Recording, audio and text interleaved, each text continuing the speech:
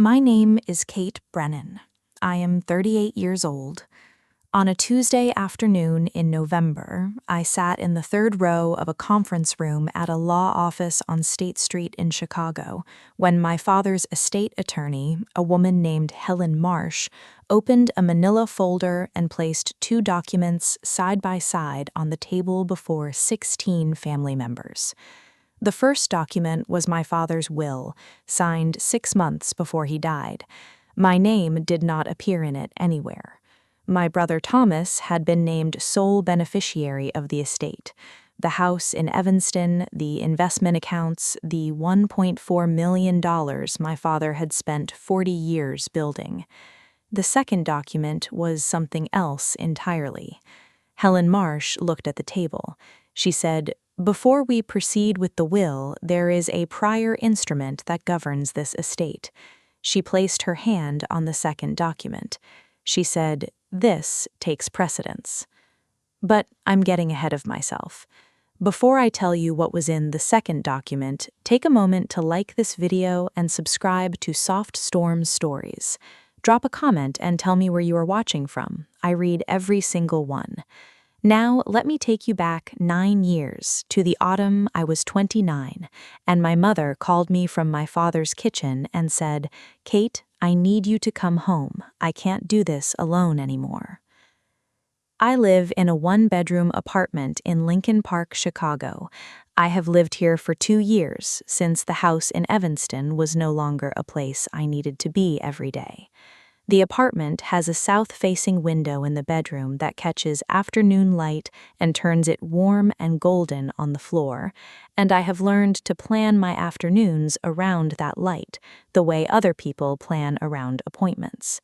I wake at 6 a.m., I make coffee and sit at the small desk beside that window for 20 minutes before I open anything. I am a certified care manager at a firm called Hartwell Care Solutions on Michigan Avenue. I have been there for 4 years. Before that, I spent 9 years doing the same work, informally, unpaid, in a house in Evanston, for a man who said he was grateful and who signed a document 6 months before he died that suggested otherwise. I keep a small blue notebook on my desk. It is the 5th in a series, each one filled with the daily logs I kept for my father's care, medication schedules, doctor appointments, insurance correspondence, incident reports, everything, dated, timed, documented in the handwriting of a woman who understood early that documentation was the only language some situations understood. My father, William Brennan, was diagnosed with Parkinson's at 67.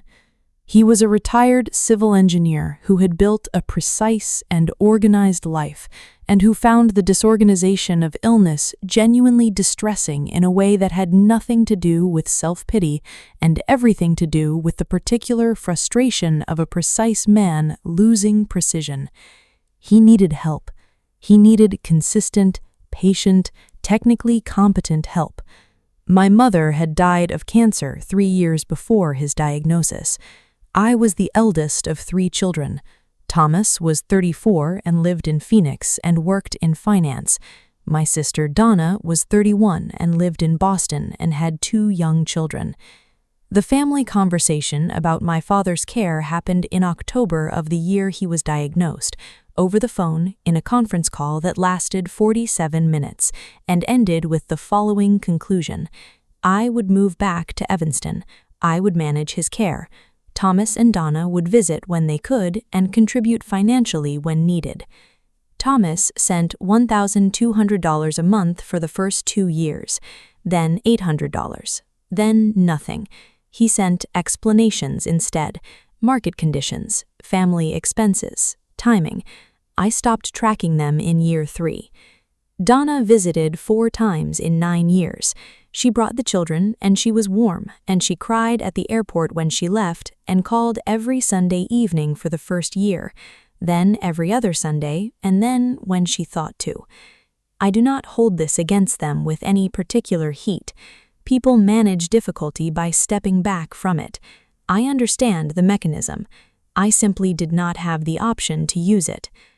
I managed my father's care for 9 years. I tracked his medication, 14 medications at peak, administered at 4 intervals throughout the day. I attended every medical appointment, 412 appointments over 9 years by my count in the notebooks.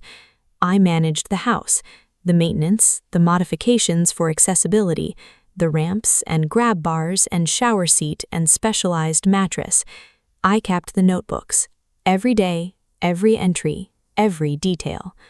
I also kept working, part-time for the first 3 years, freelance care coordination work that I could do from the house in the hours my father slept, full-time by year 5 when my father's condition had stabilized enough and the routine was established enough that I could manage both. I built a client list. I built a reputation in the care management community in Chicago as someone who was precise and reliable and genuinely skilled at the work. By year 8, I was earning $74,000 a year. By year 9, $91,000. I built this in the margins of my father's care, in the early mornings and the late evenings, in the particular way that people build things when building is the only thing that keeps them in contact with themselves. A colleague named Ruth O'Coffer had been my supervisor and then my peer and then my friend for 6 of those years. She was 52, direct, the kind of person who told you exactly what she thought and then made coffee. She knew the full shape of what I was managing, and she checked in the way that people check in when they mean it, briefly, specifically, with questions about the particular rather than the general. She said once, "You are doing the work of a medical team and a social worker and administrator and a family member simultaneously.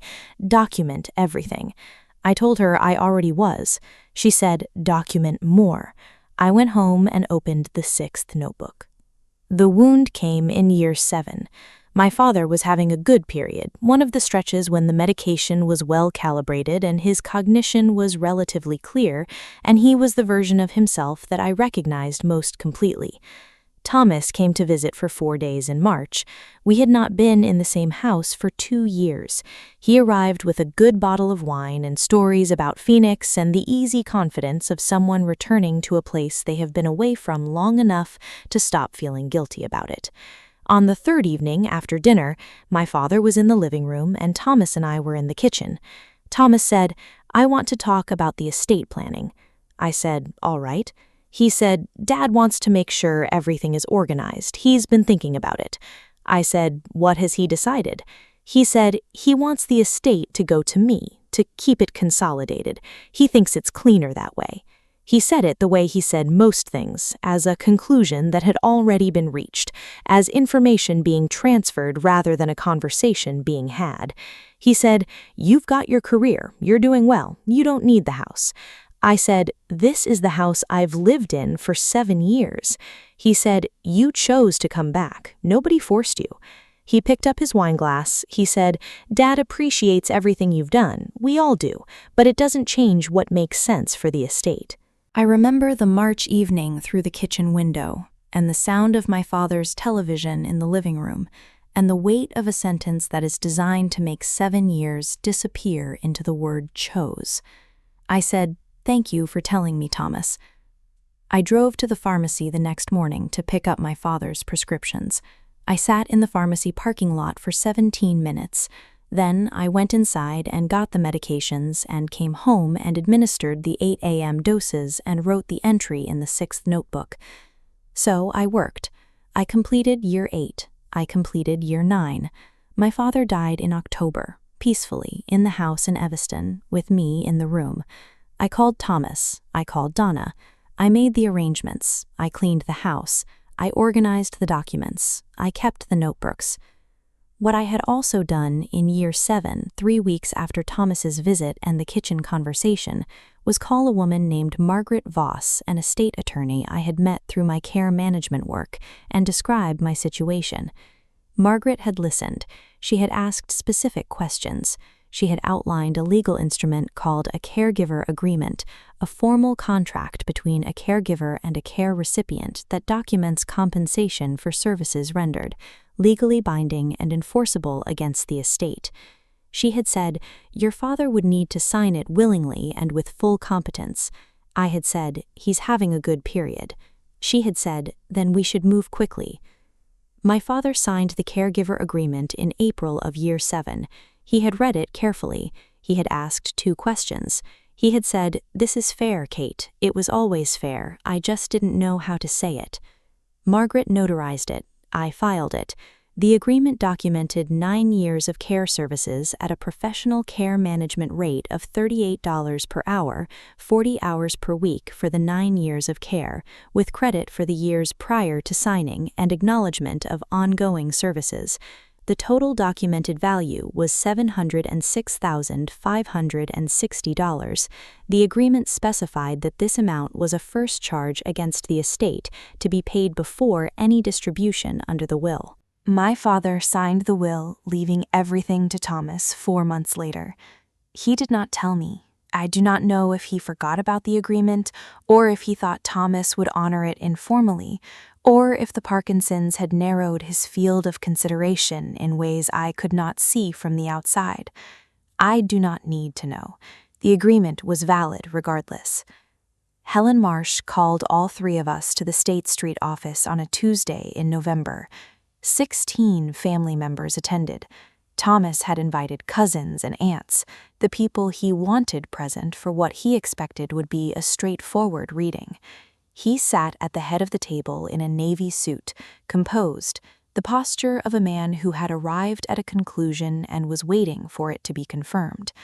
My care management colleague, Ruth, had come with me. She had no legal standing in the room. She had come because I had asked her to, and because she understood exactly what the second document meant, and I wanted someone beside me who understood it with me. Helen Marsh placed both documents on the table. She explained the will first. Thomas's expression was the expression of a man who had already received the news and was waiting for the room to catch up. Then Helen placed her hand on the second document. She said, "Before we proceed, I need to address a prior instrument that takes precedence over the will as a first charge against the estate." She read the caregiver agreement into the record, the rate, the hours, the 9 years, the total, $706,560. She said, "Under Illinois law, this agreement, having been duly executed and notarized, constitutes a legal obligation of the estate. The estate must satisfy this charge before any distribution can be made to a named beneficiary." She looked at the table. The estate's total value is approximately $1.4 million. After satisfying the caregiver agreement and applicable costs, the remainder available for distribution is approximately $693,440. She looked at Thomas. "Your will designates you as sole beneficiary of the remainder." She set the document down. "Do you have any questions?" The room was completely still. Thomas's face had not moved. His hands were on the table, completely flat. His wine glass from earlier was in front of him, but he did not touch it. Donna was sitting 2 chairs from me. She was looking at the document in Helen's hand with the expression of someone recalculating everything they thought they knew. Ruth did not change her expression. She had known the number for 2 years. I stood up. I did not raise my voice. I looked at Thomas and spoke the way I spoke to insurance companies, clearly, specifically, without excess. I said, "Thomas, I came back to Evanston because Dad needed care. I gave 9 years to that house and to him. The agreement reflects what that work was worth at professional rates. I did not inflate it. I did not estimate it. I documented every hour in notebooks that are available for review." I paused. "I am not here to take anything.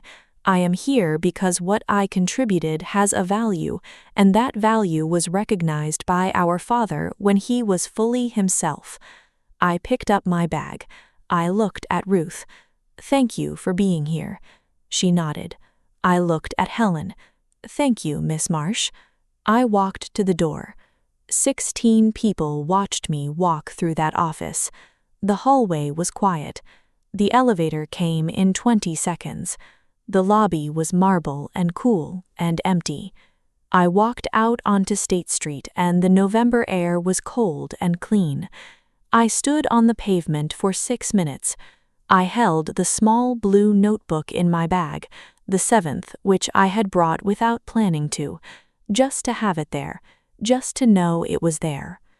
Ruth called me the following morning. She had stayed for the remainder of the meeting. She told me that after I left, Thomas had sat very still for several minutes and had not spoken, that Donna had stood up and walked to Helen's side of the table and asked to see both documents side by side, that Helen had shown her, that Donna had read the agreement carefully and then sat back down and looked at her hands, that Thomas had eventually asked whether the agreement could be challenged, that Helen had said that a duly executed caregiver agreement signed by a competent principal was extremely difficult to challenge on legal grounds, and that the documentation supporting it was extensive, that Thomas had said what extensive meant, that Helen had said 9 notebooks of daily care logs spanning 9 years, that Thomas had said nothing after that. The estate was distributed according to the agreement and the will. My payment from the estate was processed in January. Thomas did not challenge it. His attorney reviewed the notebooks and advised him that the documentation was, in his words, unusually thorough. I received $706,560. Thomas received the remainder. We have not spoken since November. Thomas sent an email in February, 3 paragraphs. He said he had not known about the agreement. He said he believed our father had signed it without full understanding. He said he hoped I understood that he never intended to diminish what I had contributed. He said he hoped we could find a way to rebuild. The word sorry appeared once in the final paragraph, attached to the phrase, "if you feel I handled this poorly." I read it once. I typed one sentence. "I wish you well, Thomas." I sent it. I closed my laptop. I called Donna that evening. She had called me twice since November, once the week after the meeting and once in January. We had spoken both times carefully and honestly. She said, "I read the agreement again. I read the summary of what you documented." I said, "I know." She said, "Kate." I said, "Yes?" She said, "I'm sorry, I wasn't there more." It was the cleanest sentence anyone in my family had said to me in 9 years. I held the blue notebook on my desk. I said, "I know you are, Donna." She said, "Can I visit?" I said, "Yes." She came in March. We ate dinner and she did not cry at the airport when she left. That felt like progress. I am still at Hartwell Care Solutions. Last month, I was named partner, the first partner in the firm's 14-year history without a clinical background, recognized on the basis of client outcomes and documentation standards. I did not celebrate it in any particular way. I made coffee at the south window and looked at the afternoon light and thought about the blue notebooks and the 8 a.m. medication doses and the 412 doctor appointments and the particular work of caring for someone for 9 years, and I thought it was right that the work had been seen, even if it had taken a specific legal instrument to make it visible. I started a support group last fall for family caregivers, navigating estate and compensation questions, people who are in year 3 or year 6 or year 9 of caring for a parent, and who have never been told that their work has a documentable value, and that documentation is both possible and necessary. We meet every second Wednesday at the Lincoln Park Library. 11 people came to the first meeting, 17 to the second. I bring blank caregiver agreement templates. I bring the summary from the first blue notebook as an example. I tell them what Margaret Voss told me in year 7. Document everything. Then document more. The 7th blue notebook is on my desk. I will start an 8th when it is full. Here is what I know. The people you rely on your care will sometimes, in their final years, make decisions that do not reflect the care you gave them. This is not always betrayal. Sometimes it is illness. Sometimes it is the particular narrowing that comes with age and pain. Sometimes it is the louder sibling who arrived with the good wine and stayed 4 days. Whatever the reason, the care happened. The hours were real. The work was real. And the work has a value that does not disappear because a will does not mention your name. Document it. Date it. Store it in a notebook that will outlast the conversation. The document does not forgive the oversight, but it makes the oversight answerable.